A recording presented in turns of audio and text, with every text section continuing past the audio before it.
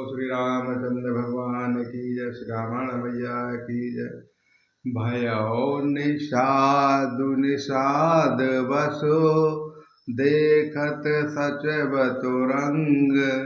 बोले सुसेवक चार तब दियो सारथी संग। लखन सिया रामचंद्र की जय। उमापति महादेव की जय। पवन सुत हनुमान की जय। मंत्री और घोड़े की यह दशा देखकर निषाद राज निषाद के बस हो गए। तब उसने अपने 4 उत्तम सेवकों को बुलाकर सारथी के साथ कर दिए।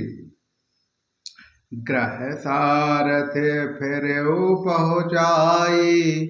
बिरहु निषाद बरनु नहीं जाई। चले अवध ल्यो रथ निषादा। होय छनहि छन मगनु निषादा। निषाद राज ग्रह सारथी सुमंत जी को पहुंचाकर विदा करके लौटा। उसके विरह और दुख का वर्णन नहीं किया जा सकता है। वे चारों निषाद रथ को लेकर अवध की ओर चले। सुमंत और घोड़ों को देख देख कर वे भी क्षण क्षण भर निषाद में डूब जाते हैं। सोचे सुमंत बेकल दुख दीना। धिग जीवन रघुबीर विहीना। रहे न आंत्यहु अवध शरीरु। जसु न लयौ बिरछु रघुबीरु। व्याकुल होकर और दुख में दीन हुए सुमंत जी सोचते हैं कि श्री रघुनाथ जी के बिना जीने का धिक्कार है। आखिर यह अधम शरीर रहेगा तो है ही नहीं। अभी श्री रामचंद्र जी बिछड़ते ही छूटकर इससे यश क्यों नहीं ले लिया। भयो अजस अगभाजनु प्राणा। कवन हेतु नहीं करत पयाना। अहौ मांद मनु अवसर चूका। अजहु न हृदय होए दुख टूटा। ये प्राण अपयश और पाप के भाड़े हो गए हैं। अब ये किस कारण कूच नहीं करते हैं, निकलते नहीं। हाय नीच मन, बड़ा अच्छा मौका चूक गया। अब तो हृदय को 2 टुकड़ों में हो जाने दे। माझे हाथ सिरुधनु पसुतायु। मनहु कुपन धन राश गवायो। बिरस बांध बरबीर कराई। चले समर जनु सुभटु परायु। सुमंत जी हाथ मल मल कर और सिर पीट पीट कर पछताते हैं, मानो कोई कंजूस धन का खजाना को खो बैठा हो। वे इस प्रकार चले मानो कोई बड़ा योद्धा वीर का बाना पहनकर और उत्तम शूरवीर कहलाकर युद्ध से भाग चला हो। श्री राम। विप्र विवेक वेद बिंद। समांत साधु सुजाति।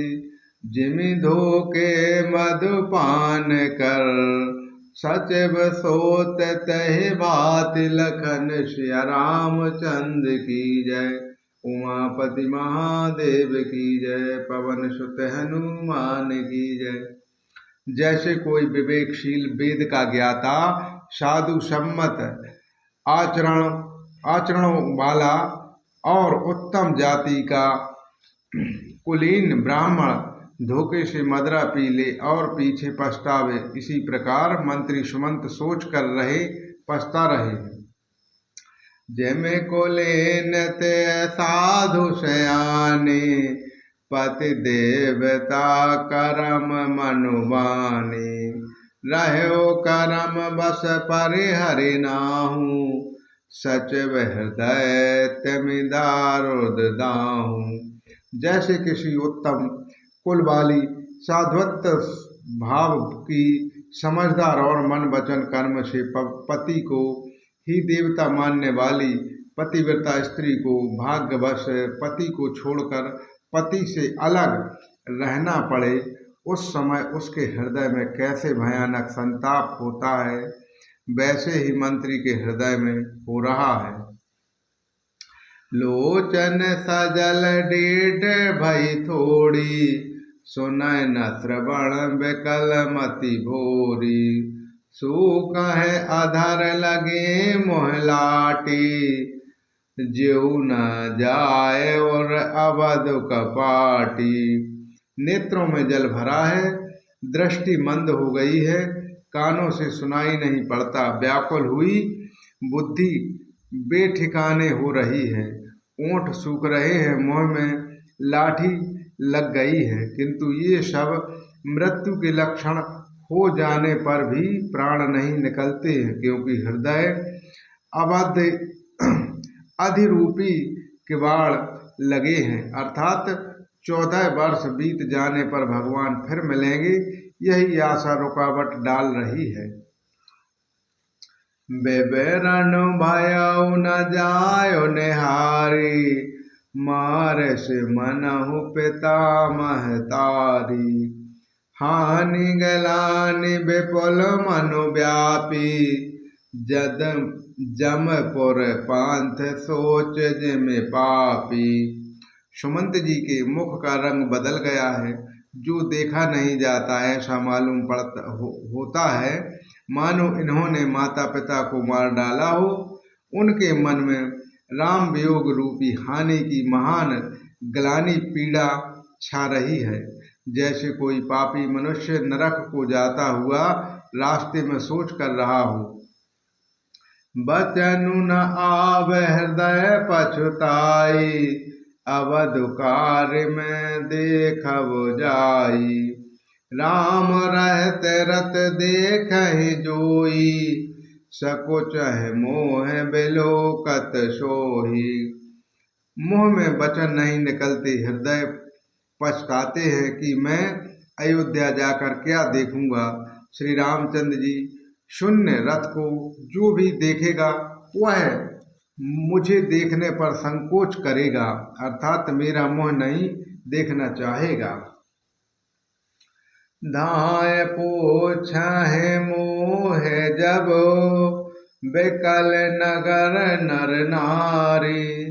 उतरहु देव में सबहि तब, हृदय ब्रजु बैठार। लखन सिया रामचंद्र की जय, उमापति महादेव की जय, पवन सुत हनुमान की जय। नगर के सब व्याकुल स्त्री पुरुष जब दौड़कर मुझसे पूछेंगे, तब मैं हृदय पर वज्र रखकर सबको उत्तर दूंगा। बोलो श्री रामचंद्र भगवान की जय, श्री रामायण मैया की जय।